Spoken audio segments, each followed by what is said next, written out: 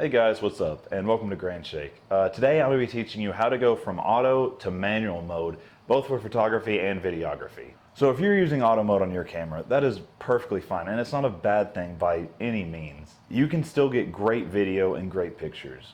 So why go to manual? Manual gives you control over everything on your camera, from the white balance to the shutter speed to the aperture to the ISO, and maybe you don't even know what those words even mean, so let me give a quick rundown of those definitions.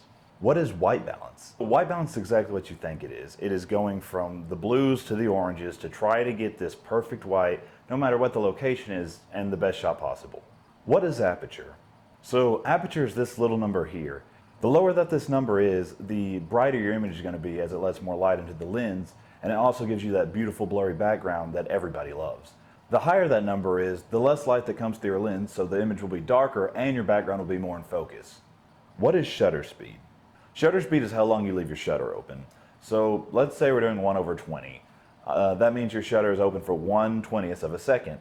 Therefore, more light would be in that shot than in something, let's say, 1/500.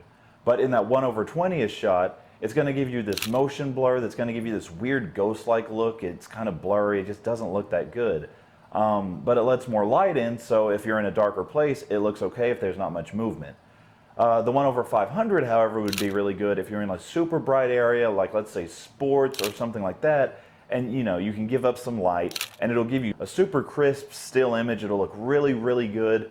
But the big thing between the two is just that level of how much light do you have to spare, and are you shooting something that's moving or staying still? Those are the two biggest things I would say that depend with shutter speed. This is where video separates from photography, because in videography you have to have your shutter speed, no matter what, 2 times your frame rate is. So say you're shooting at like 24 frames per second, which is the normal.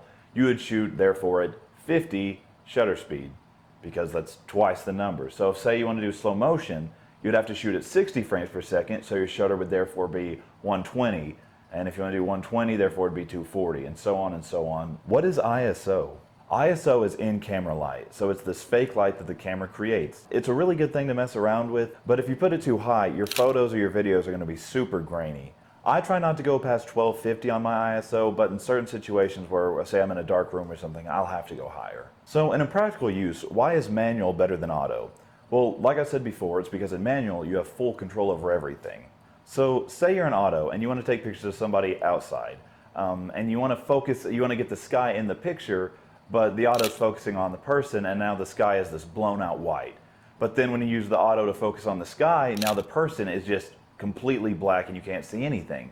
This is where I find manual usually the most helpful, because it lets me get this perfect in-between range where both my sky and my subject are exposed correctly, and I can do the tiny little changes that I need to in post. Using manual and understanding how it works will usually let you get better photography and videos, because it gives you closer to what you see in your head.